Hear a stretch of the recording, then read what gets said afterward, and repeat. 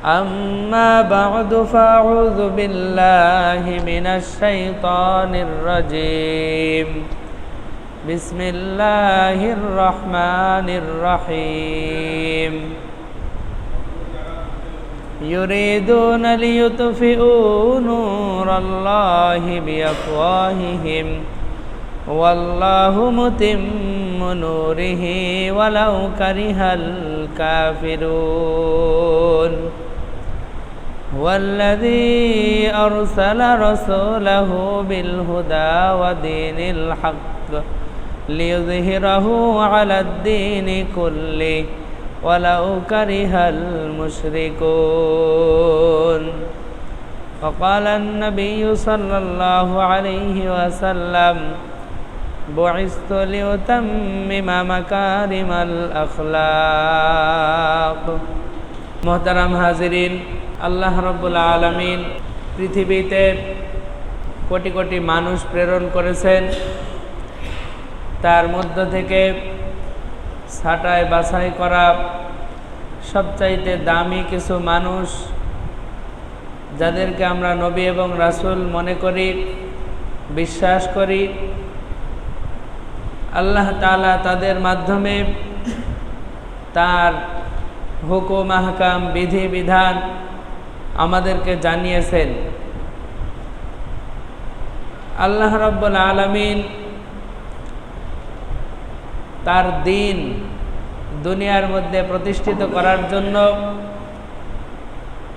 যত ধরনের ব্যবস্থা করা দরকার তিনি সব ব্যবস্থা করেছেন আল্লাহর কাছে দ্বীনের দাম বেশি না নবীদের দাম বেশি একটা প্রশ্ন আল্লাহর কাছে আল্লাহর দ্বীনের দাম বেশি না তার পক্ষ থেকে প্রেরিত মহামানব নবী এবং রসুলদের দাম বেশি আল্লাহর দ্বীনের দামটাই বেশি কারণ হলো যত নবী আর রসুলকে দুনিয়াতে পাঠাইছেন তাদের উদ্দেশ্য তাদেরকে পাঠানোর উদ্দেশ্য হলো আল্লাহর দ্বীন যাতে করে দুনিয়ার মধ্যে প্রতিষ্ঠিত হয়ে যায় আল্লাহর দ্বীন কি জিনিস আল্লাহর দেওয়া জীবন ব্যবস্থা আল্লাহর দ্বীন কি জিনিস আল্লাহর দেওয়া জীবন ব্যবস্থা জীবন ব্যবস্থা জীবন ব্যবস্থা মানে একজন মানুষ ঘুম থেকে উঠে আবার ঘুমানোর আগ পর্যন্ত সে যাই করবে সেটা আল্লাহর দেখানো পথ অনুযায়ী করতে হবে আল্লাহর দেখানো পদ্ধতি অনুযায়ী করতে হবে এটা হলো আল্লাহর পক্ষ থেকে প্রেরিত জীবন ব্যবস্থা আল্লাহ রাব্বুল আলামিন আমাদেরকে দুনিয়াতে পাঠিয়েছেন নিজের মন মতো সব কিছু করার জন্য না আমাদের সব কিছু আল্লাহর মন মতো করার জন্য আমাদের সব কিছু আল্লাহর ইচ্ছা অনুযায়ী করানোর জন্য এখানে পাঠাইছে আমরা আমাদের মন মতোই যদি দুনিয়াতে চলবো তা আল্লাহর পাঠানোর দরকার কি তাহলে আমরা নিজেরা আসলেই পারতাম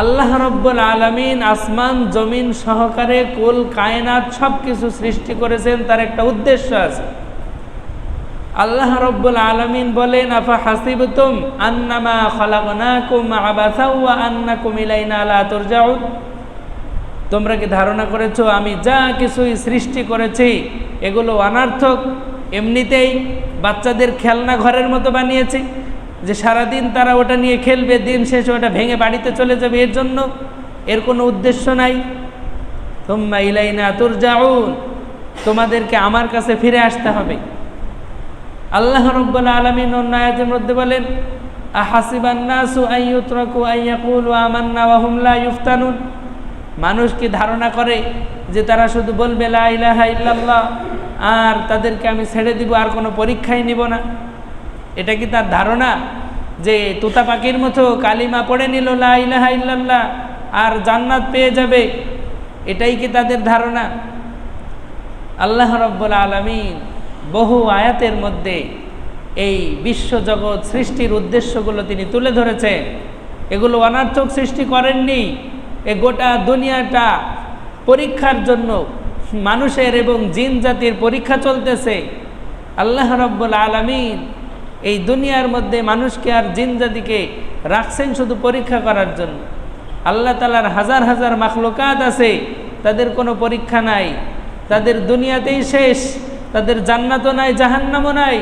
মাত্র দুইটা সৃষ্টি, একটি হলো মানুষ আর একটি হলো জিন জাতি। এই দুইটা সৃষ্টির জন্য রয়েছে পরকালে জান্নাত কিংবা জাহান্নাম, পরকালের হাসরের ময়দানের বিচার। এই সবগুলো মানুষের জন্য আর জিনের জন্য। আল্লাহ রাব্বুল আলামিন তাই বলেন যে, ও মানুষ, তোমাদেরকে দুনিয়াতে শুধু সংসার করার জন্য আর নিজের মন মতো সমাজ করার জন্য পাঠানো হয়নি, তোমাদেরকে পাঠিয়েছি কেন? কোরআন থেকে শোনো, ওমা খলাকতুল জিন্না ওয়াল ইনসা ইল্লা লিয়াবুদুন।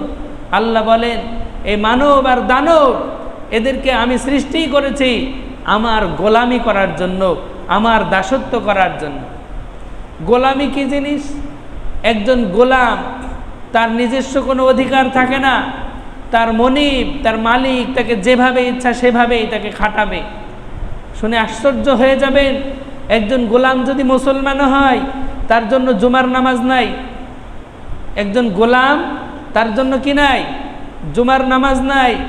কারণ হলো, জুমার নামাজ পড়তে হলে স্বাধীন হওয়া লাগে। কারণ গোলাম ব্যক্তি, তার মালিক তাকে কখন কোন কাজের আদেশ করবে সেই কাজ তাকে করতে হবে, এবং সেই কাজ করতে গিয়ে সেখানেই তার জোহর পড়তে হবে। তার জন্য এরকমভাবে 1 ঘন্টা আগে 2 ঘন্টা আগের থেকে জুমায় মসজিদে এসে বসে থাকার অধিকারটুকু আল্লাহ তাআলা দেয়নি। বুঝতে হবে গোলাম কি জিনিস। গোলাম তার মালিকের অর্ডার ছাড়া কিছু করতে পারবে না। মালিক যদি উঠতে বলে তাহলে তাকে উঠতে হবে, যদি বসতে বলে তাহলে বসতে হবে, কোনো কাজে পাঠালে সেই কাজে যেতে হবে। এটাই হলো গোলামির সংজ্ঞা। আল্লাহ তাআলা বলেন, মানুষকে আর জিনকে আমি সৃষ্টি করেছি আমার গোলামি করার জন্য। তাহলে এবার বলুন, আমরা নিজের মন মতন চললে আল্লাহ খুশি হবে? আমরা নিজের মন মতন চললে আল্লাহ খুশি হবে না। আল্লাহ রাব্বুল আলামিন অন্য আয়াতের মধ্যে বলেন, ফাম্মা মান তাগা, যারা সীমা লঙ্ঘন করে, নিজে চলার ক্ষেত্রে আল্লাহর যে বিধানটা তাকে দেওয়া হয়েছিল সেটা সে মানে না। ফাম্মা মান তাগা, সে চলবে ফিরবে, সংসার করবে, দুনিয়া করবে, সমাজ করবে, রাষ্ট্র গড়বে, সব করবে, কিন্তু এই প্রত্যেকটা ক্ষেত্রে আল্লাহর বিধান আছে। এই বিধানটা যখন সে লঙ্ঘন করে তখনই তো বলা হয় তগা।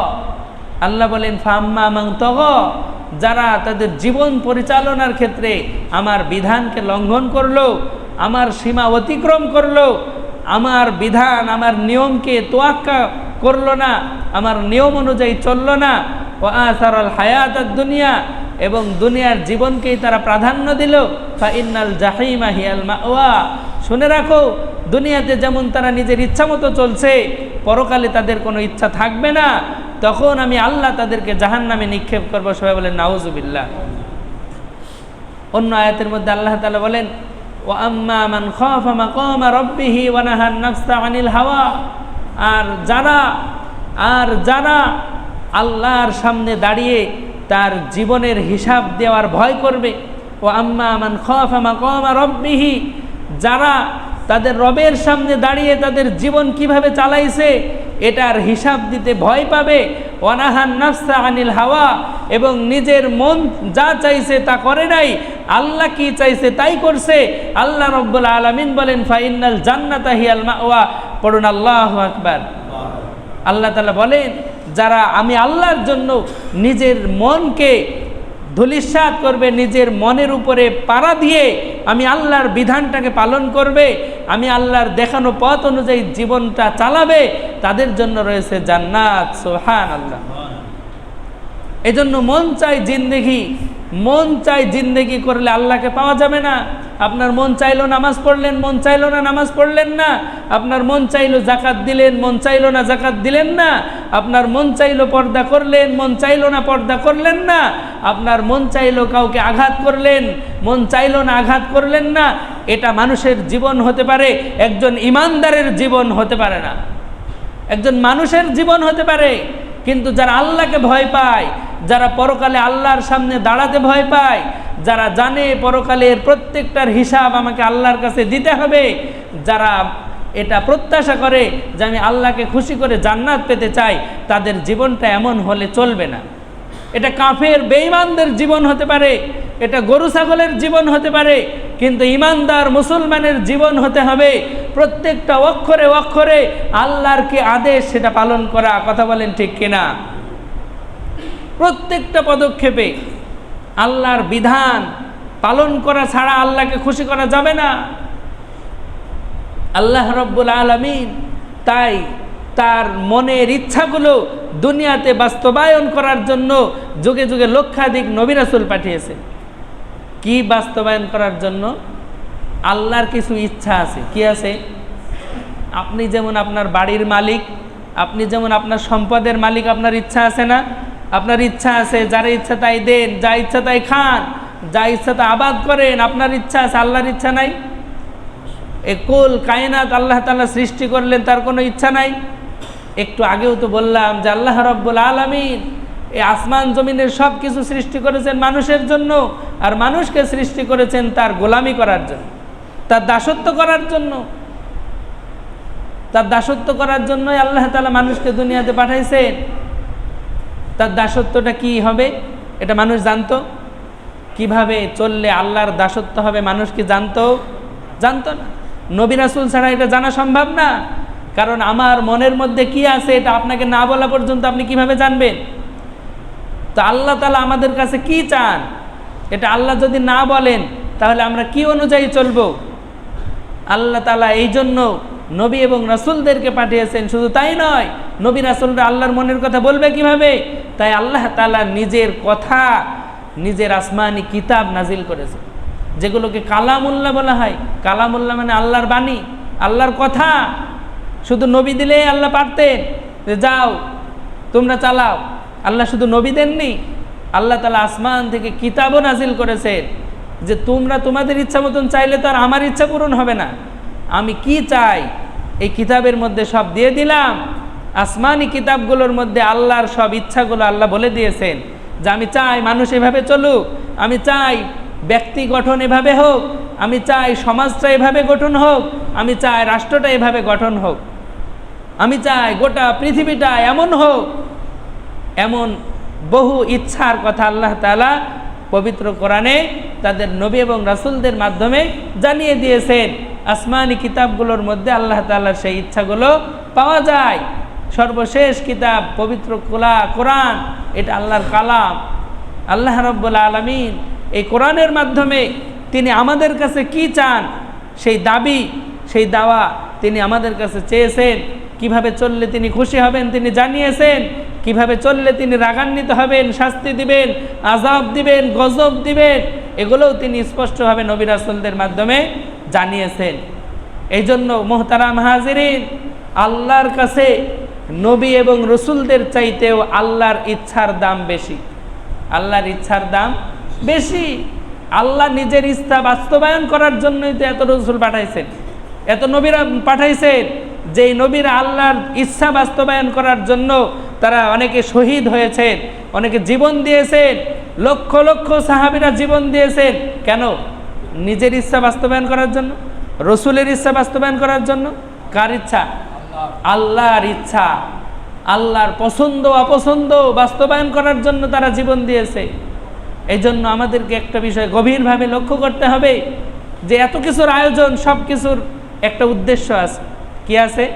উদ্দেশ্য আছে। উদ্দেশ্য হলো আমি আল্লাহর বান্দা, আমি যেন আল্লাহর হুকুম অনুযায়ী চলি, আমি যেন আল্লাহর হুকুম অনুযায়ী চলি। আমি নিজের মন মতো চললে আল্লাহ খুশি হবেন না। আল্লাহ রাব্বুল আলামিন পবিত্র কোরআনে বলেন, ইউরিদুনা লিইউতফিউ নূরাল্লাহ বিআফওয়াহিহিম ওয়াল্লাহু মুতিম্মু নূরিহি ওয়ালাউ কারিহাল কাফিরুন।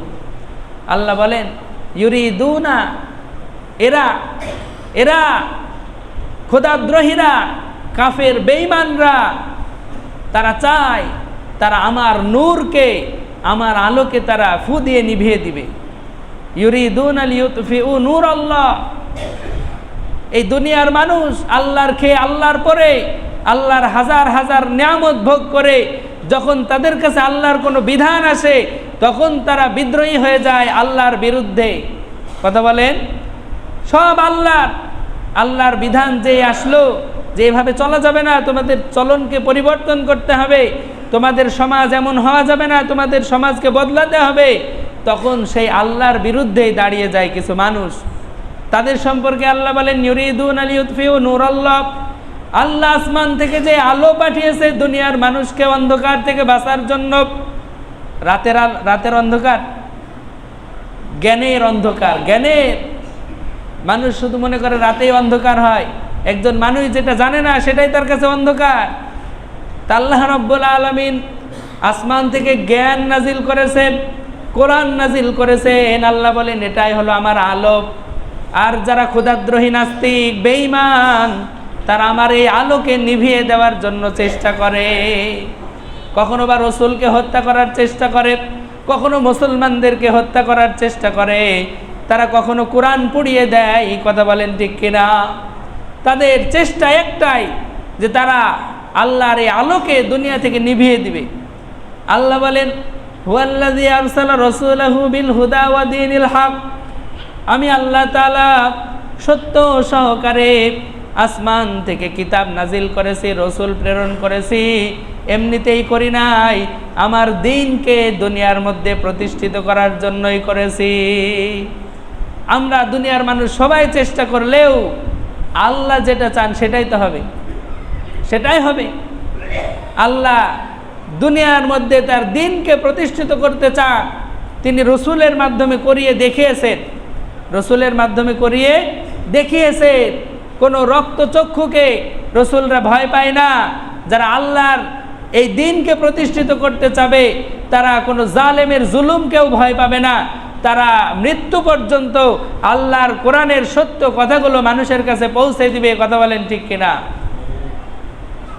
এই জন্যই তো রাসূলুল্লাহ সাল্লাল্লাহু আলাইহি ওয়াসাল্লাম 3 বছর গোপনে দাওয়াত দিলেন।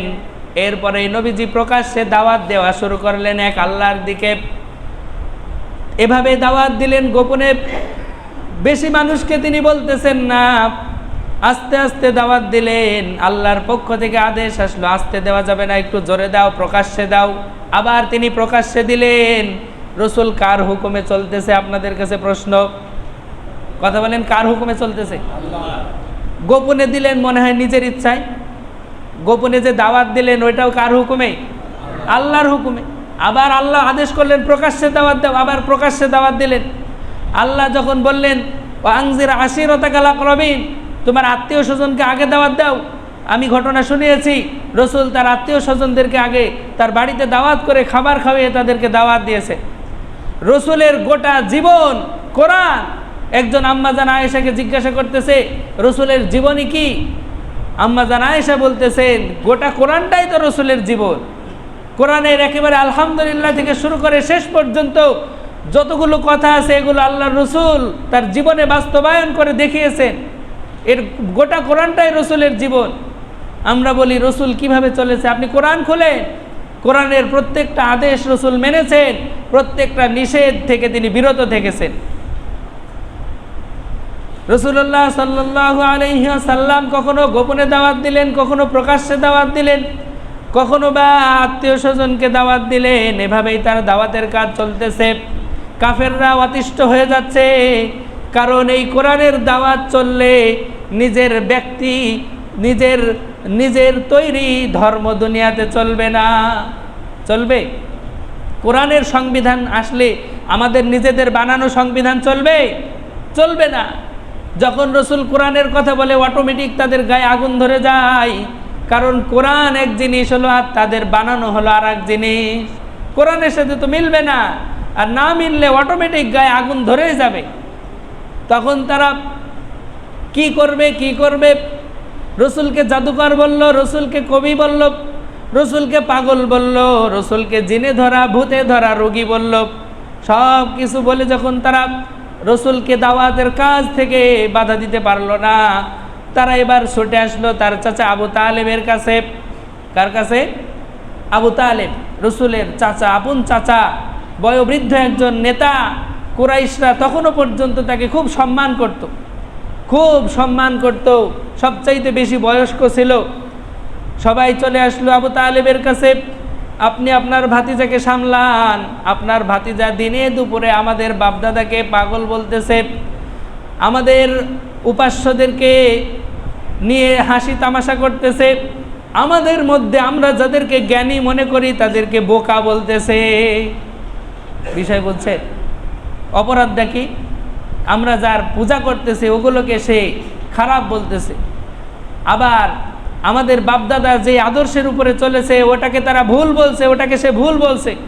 তার বাপদাদাকে কাফের বলছে, যে আমার বাপদাদা ভুলের উপরে ছিল এতদিন তারা ভুল করেছে, তোমরা এই ভুল থেকে ফিরে আসো। আমরা হলেও মানতে পারতাম না? এত সহজ না মানা। কাফেররা যেরকম তাদের গায়ে চুলকানি হয়ে গেছিল এই কথা শুনে, আমাদেরকেও যদি ওভাবে বলা হয় আমাদেরও গায়ে চুলকানি শুরু হয়ে যাবে। ইসলামে তো সহজ না। তাদের ঘটনা শুনতে সেই জন্য মনে হচ্ছে আমরা হলে মনে হয় মেনেই নিতাম। এতটা সহজ ছিল না। আবু তালেবকে বলল যে তারা আমাদের বুদ্ধিমান, যাদেরকে আমরা বুদ্ধিমান মনে করি, বুদ্ধিজীবী মনে করি, এই হুজুররা তাদেরকে পাগল বলে কি না? কারণ বুদ্ধিজীবী হয়ে যদি বলে মানুষ বানরের তৈরি, তাহলে ওরে পাগল বলবো না তো কি বলবো? বুদ্ধিজীবী। কিন্তু বলতেছে কি যে মানুষ কিসের সৃষ্টি, মানুষ কিসের থেকে রূপান্তর? বানর থেকে। এটা কি মানা যায়? কোরআন বলতেছে আদমের মাধ্যমে পৃথিবীতে মানব জাতির আবির্ভাব, আর বিজ্ঞান বলতেছে, বুদ্ধিজীবী বলতেছে বানর থেকে। মানতে পারবে না তো, সম্ভব না। তখনও তারা রসুল যেটাই বলতো তাদের গায়ে আগুন ধরে যেত।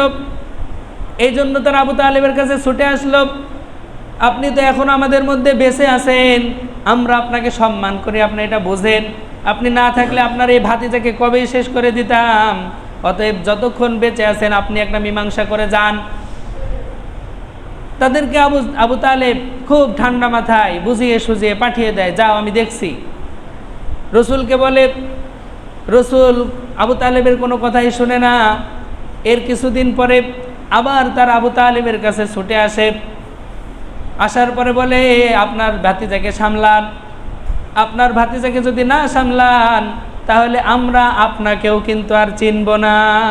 এতদিন বহু সম্মান দিয়েছি, এখন যদি আপনি আপনার ভাতিজাকে না সামলাইতে পারেন তো একটা কিছু হয়ে যাবে, আমরা কিন্তু ঠেকাইতে পারবো না। কারা বলছে? নেতারা বলতেছে যে যদি আপনি না ঠেকান তাহলে আমাদের লোকেরা কি যে করে ফেলবে, আমরা কিন্তু আর ঠেকাতে পারবো না। আমাদের সমাজেও এরকমই হয়। তারপরে আবু তালেব তাদেরকে বিদায় দিল। বিদায় দেওয়ার পরে রসুলকে ডাক দিয়ে বলতেছে, দেখো মোহাম্মদ, তোমার জন্য আমি বহুত কিছু করেছি, কিন্তু আমারও তো একটা ক্ষমতা বলে কথা আছে, আমারও তো শক্তির একটা শেষ আছে। তারা আমাকে সম্মান করে তাই তোমাকে কিছু বলছে না, কিন্তু এই সম্মান তো তারা আর দেখাবে না। তাদের ভাবটা দেখলাম, তাতে আমাকে আর তারা সম্মান করবে না। তুমি এই দাওয়াতি কাজ থেকে তুমি বিরত থাকো, বন্ধ করে দাও, এসব দরকার কি? তুমি খাও দাও, ভালো থাকো। তোমাকে তো একজন ধনী মহিলার সাথে বিয়ে দিয়েছি, কিসের অভাব? তুমি তার সাথে থাকো, খাও দাও, আরও তোমাকে টাকা পয়সার দরকার হলে ব্যবস্থা করে দিই, এগুলো ছেড়ে দাও। তখন আল্লাহ রসুল বুঝতে পারলেন যে আবু তালেব সেও যে ধৈর্য এবং সাহস নিয়ে রসুলের পাশে ছিল একটু কমে গেছে, ভয় পেয়ে গেছে। কুরাইশদের ধমকানিতে একটু ভয় পেয়ে গিয়েছে যে এদেরকে আর সামলানো যাবে না। তখন রসুলও আরও মজবুতভাবে বললেন, ও চাচা, আপনি যদি আমার ডান হাতে সূর্য আর বাম হাতে চন্দ্র এনে দেন আর বলেন যে তুমি এই দাওয়াতি কাজ থেকে বিরত থাকো, মানুষকে আল্লাহর পথে দাওয়াত দিও না, তবুও আমি এই কাজ বন্ধ করব না। তখন আবু তালেব বুঝতে পারল দুই পক্ষেরই কঠিন অবস্থান। ওদিকে নেতারাও একচুলো ছাড় দিতে রাজি নাই, এদিকে রসুল মোহাম্মদ সাল্লাল্লাহু আলাইহি সাল্লাম আল্লাহর দ্বীন প্রতিষ্ঠায় নিজের জীবনকে উৎসর্গ করে দিবে, তাও একচুলো পিছপা হবে না। দুইজনের অবস্থান খুবই শক্ত। আবু তালেব তখন রসুলের জন্য কিছু কবিতা আবৃত্তি করে যে, হে আমার ভাতিজা, তুমি অবশ্যই সত্যের উপরে আছো, আমার জীবন যতদিন আছে ততদিন আমি তোমার পক্ষেই থাকবো। বলুন সুবহানাল্লাহ। ভয় পায়নি কাফেরদেরকে, একা।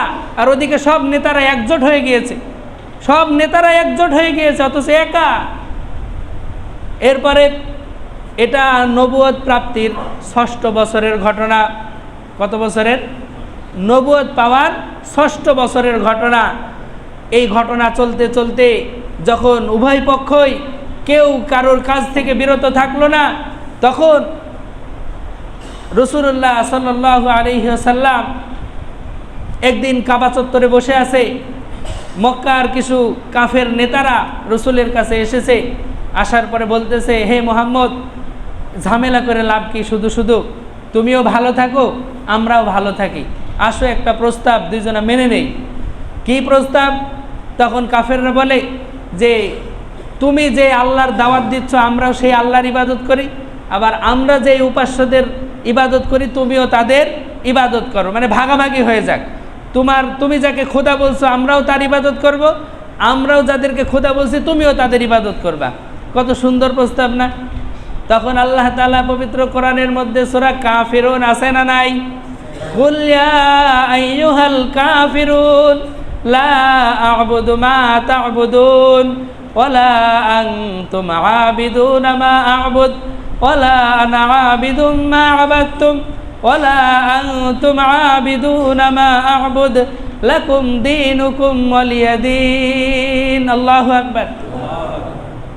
তখনই আল্লাহ তাআলা এই সূরা কাফিরুন নাজিল করে দিয়ে স্পষ্টভাবে নবীকে বলে দিতে বললেন, কুল, আপনি বলে দিন, হে কাফেররা, তোমাদের এই মনের আশা জীবনেও পূর্ণ হবে না, কারণ আমি যার ইবাদত করি তোমরা কোনোদিন তার ইবাদত করো না, করতেও পারবা না, আর তোমরা যার ইবাদত করো তারও ইবাদত আমি করতে পারবো না। এটাই স্বাভাবিক কথা। আলো আসলে অন্ধকার চলে যাবে, আলো অন্ধকার আগুন পানি একসাথে থাকতে পারে না, এটা সম্ভব নয়। লাকুম দীনুকুম ওয়ালিয়া দীন, তোমরা তোমাদের ধর্ম যেটা পালন করতেছো করোগা, পরকালে এই ধর্মের কি ফল পাবা সেটাও দেখা যাবে। ওয়ালিয়া দীন, এবং আমি যে আদর্শের উপরে আছি আমি সেটার উপরেই থাকবো এবং আমার হিসাবও পরকালে হবে। এই কথা বলে রসুল তাদেরকে বিদায় দিলেন। এতেই শেষ না, কাফেররা যখন দেখলো কোনোভাবেই তো দমানো যাচ্ছে না, এবার আই দেখি দুনিয়ার কিছু প্রস্তাব নিয়ে যাক। তাদের মধ্য থেকে সবচাইতে বিচক্ষণ এক ব্যক্তি, নাম তার উতবা ইবনে রবিআ, কাফের একজন নেতা উতবা ইবনে রবিআ, খুবই বিচক্ষণ, উপস্থিত বুদ্ধি খুব বেশি ছিল। যাকে তাকে তো রসুলের কাছে পাঠানো যাবে না, কারণ মুহাম্মাদের কথা তো কেউ ভাঙাইতে পারে না। এই জন্য বিচক্ষণ ব্যক্তি উতবা ইবনে রবিআকে পাঠাইছে, যাও। সে এসে বলে, ভাতিজা, অনেক তো হইল, এবার একটু থামো। তুমি যে দাওয়াত দিচ্ছ এর কি উদ্দেশ্য আমাদের কাছে বলো। তুমি যদি চাও, এতদিন তো তোমাকে আমরা মানতে পারি নাই, কিন্তু তোমার অবস্থা দেখছি দিন দিন উন্নত হচ্ছে, তাই কোনোভাবেই মনে মনে বলতেছে কোনোভাবেই ঠেকাতে যেহেতু পারতেছি না, তাই আসো দুনিয়ার কিছু প্রস্তাব শোনো। যদি তুমি আমাদের রাজা হতে চাও, আমাদের বাদশাহ হতে চাও, তাহলে গোটা আরবের বাদশাহ তোমাকে বানায় দিব। একটাই শর্ত, এই দিনের দাওয়াত ছেড়ে দিবা, এক আল্লাহর দিকে মানুষকে দাওয়াত দেওয়া ছেড়ে দিবা, আমাদের মূর্তিগুলোর বদনাম আর করবা না, আমরা যে সংবিধান বানাইছি তার বদনাম আর করবা না, এইটাই দাবি, তোমাকে দেশের রাজা বানাই দিব। এটাও যদি তোমার পছন্দ না হয় তাহলে আসো 2 নাম্বার, তোমার যদি টাকা পয়সার দরকার থাকে তাহলে আরবের সবচাইতে ধনী তোমাকে বানাই দিব। 3 নাম্বার প্রস্তাব, যদি তোমার উপরে জিন সাওয়ার হয়ে থাকে, যে তুমি একা একা করতেছো না, তোমাকে জিনে ধরেছে, তাহলে আমরা সবাই মিলে জিন ছাড়ার মানুষ আনে তোমাকে জিন ছাড়াবো। দুনিয়ার সবচাইতে বড় ডাক্তারের কাছে নিয়ে যেতে হলে নিয়ে যাব। 4 নাম্বার প্রস্তাব, এগুলোর দ্বারা যদি তোমার উদ্দেশ্য থাকে আরবের সুন্দরী রমণী মেয়েদেরকে বিবাহ করা, তাদেরকে নিজের বউ বানানো, তাহলেও বলো, আরবের সবচাইতে দামি নারীদেরকে তোমার বউ বানায় দিব, তোমার স্ত্রী বানায় দিব। এই 4টা প্রস্তাব উতবা ইবনে রবিআ রসুলের কাছে পেশ করে। রসুল কি বলবেন? এগুলোর জন্য তো রসুল দুনিয়াতে আসেননি। তিনি তখন আল্লাহ রব্বুল আলামিনের পবিত্র কোরআন থেকে সূরা হামিম আস-সাজদা 24 নম্বর পারায় এই সূরাটা আছে, 15-16 নম্বর পৃষ্ঠায় এই সূরাটা তিনি তার সামনে তেলাওয়াত করা শুরু করলেন। হামিম তানজিলুম মিনার রহমানির রহিম। ও চাচা, রসুল তেলাওয়াত শেষে তাকে বললেন যে আমি তো এটা নিজের পক্ষ থেকে বানিয়ে বলছি না, আপনারা মনে করতেছেন যে আমি মনে হয় টাকার জন্য, ক্ষমতার জন্য, নারী গাড়ি বাড়ির জন্য আর আমার এই দুনিয়ার জন্য আমি এগুলো করতেছি। কোশ্চিনকালেও এগুলো আমি নিজের জন্য করতেছি না, এগুলোর জন্য তো আমি আদিষ্ট। তানজিলুম মিনার রহমানির রহিম, আমি যেই কোরআন আপনাদেরকে শোনাই এটা তো আল্লাহর পক্ষ থেকে অবতীর্ণ, আমিও তো এই ক্ষেত্রে বাধ্য। আমি কি নিজের ইচ্ছায় আপনাদের বিরোধিতা এতদিন করেছি? 40টা বছর অতিবাহিত করেছি, একদিনও তো বিরোধিতা করি নাই। এবং আমি বলেও না যে আপনারা আমার কথা অনুযায়ী চলেন। আপনাদেরকে আমি সবসময় যে দাওয়াতটা দিই সেটা হলো আপনারা কোরআন অনুযায়ী চলেন। কি অনুযায়ী চলেন? কোরআন অনুযায়ী চলেন। একজন দুনিয়ার নেতা আর একজন ধর্মীয় নেতার মধ্যে এটাই পার্থক্য, দুনিয়ার নেতা তার সমাজ কি বলে, তার রাষ্ট্র কি বলে, তার নিজের মন কি বলে সে অনুযায়ী জনগণকে চালায়। কিন্তু একজন ধর্মীয় নেতা সে আল্লাহর কোরআন এবং রসুলের হাদিসের বাইরে মানুষকে চালানোর কোনো অধিকার রাখেই না। আল্লাহর রসুলের হাদিস স্পষ্টভাবে বলতেছে, লা তাআতা লিমাখলুকিন ফি মাসিয়াতিল খালিক, আল্লাহর নাফরমানি হয় এমন কাজের মধ্যে দুনিয়ার কোনো নেতা গোতার আনুগত্য করা যাবে না, দুনিয়ার কোনো মানুষের কথা শোনা যাবে না যেই কথা শুনলে আল্লাহর নাফরমানি হয়। কার নাফরমানি হয়? যেই কথা শুনলে আল্লাহর সাথে বিদ্রোহী করা হয়, যেই কথা শুনলে আল্লাহর বিপক্ষে চলে যায়, এমন কোনো কথা যদি হুজুরও বলে মানা যাবে, যদি কোনো নেতা বলে মানা যাবে না। এটাই তো আমাদের সমস্যা। এই একটা জায়গাও যদি আমাদের ঠিক হতো যে আমরা মনে করি হুজুররা মনে হয় নিজেদের মতো চালাবে, যেই হুজুর নিজেদের মতো চালায় সেই হুজুর আর অন্য সাধারণ মানুষের মধ্যে কোনো পার্থক্য নাই, দুজনাই এক। আর যে আল্লাহর কোরআন অনুযায়ী চালাবে সে ভিন্ন, সে ভিন্ন, তার কথাটা মানতে আমরা বাধ্য। তো আল্লাহর রসুলকে অনেক ধরনের প্রলোভন দিল, কিছুতেই কাজ হলো না। নবুয়তের 7 বছর পার হয়ে গেল। কাফেররা যখন সব চেষ্টা বাস্তব প্রয়োগ করেও যখন দেখলো তারা ব্যর্থ, তখন তারা এবার সমস্ত নেতারা একত্রিত হয়ে তারা এবার একটা পরামর্শ বৈঠকে বসলো যে এই হাশেম বংশকে আমাদেরকে বিচ্ছিন্ন করতে হবে, এদেরকে একঘরে করে দিতে হবে, এদের সাথে আর কোনো সম্পর্ক রাখা যাবে না। নবুয়তের 7ম বছরে এই কুরাইশ নেতারা এবং গোটা আরব সবাই সম্মিলিতভাবে রসুলকে এবং রসুলের বংশকে একঘরে করে দেয়। কি করে দেয়? একঘরে। এদের সাথে বিয়ে দেওয়া যাবে না, এদের কাছে কোনো জিনিস বিক্রিও করা যাবে না, এদের সাথে কথাও বলা যাবে না, এদের সাথে সমস্ত লেনদেন বয়কট করতে হবে। সবাই রাজি হয়ে যায়।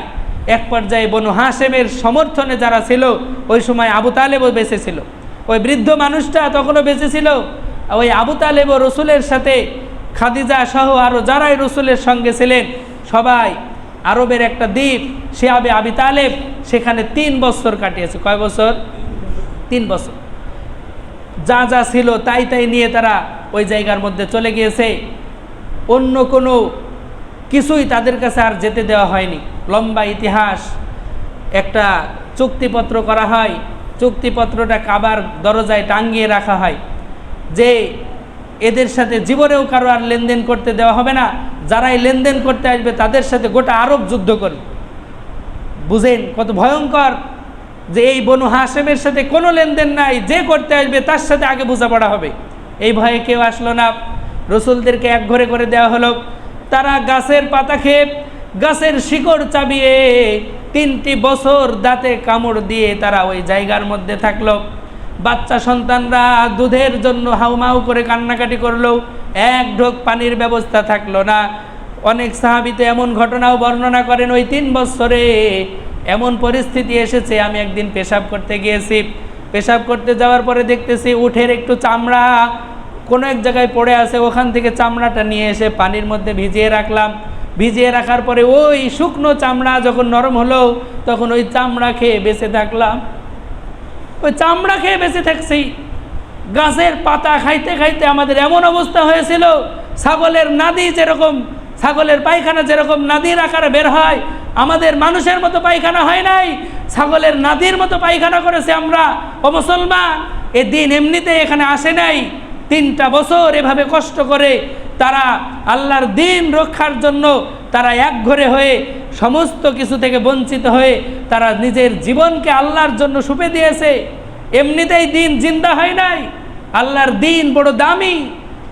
এই জন্য বলতেছিলাম যে নবী রাসূলের দাম বেশি না আল্লাহর দ্বীনের দাম বেশি? এই দ্বীনের জন্য নবী রাসূলরাও কষ্ট করেছে। যেই রসুলের গায়ে মশামাছি পর্যন্ত বসা হারাম, গোটা পৃথিবীর যার জন্য সৃষ্টি, সেই রসুল না খেয়ে দিন কাটায়। ভেবেছেন কখনো আপনি? সেই রসুল বয়কটের জীবনযাপন করেন। তার এত কি ঠেকা পড়েছিল যে তিনি একঘরে হয়ে, পানি নাই, খাবার নাই, কিচ্ছু নাই, তিনি একেবারে জনমানব শূন্য এলাকায় গিয়ে তার সঙ্গীদেরকে নিয়ে থাকবেন। এইরকম কঠিন দিন পার করেছে। আমরা তো মনে করি আমাদেরকে নামাজ পড়তে বলা হচ্ছে, আমাদের আনন্দ লাগে যে আমাদের কত দাম, হুজুররা এত বলে তাও নামাজ পড়ি না। একবার যদি মন থেকে আপনি ভাবতেন, তাহলে আপনি আর নামাজ বাদ দিতে পারতেন না, আপনি দ্বীনের বিরোধিতা করতে পারতেন না। আপনি জান্নাতও চান, আবার দ্বীনের বিরোধিতাও করতে চান, এটা সম্ভব না।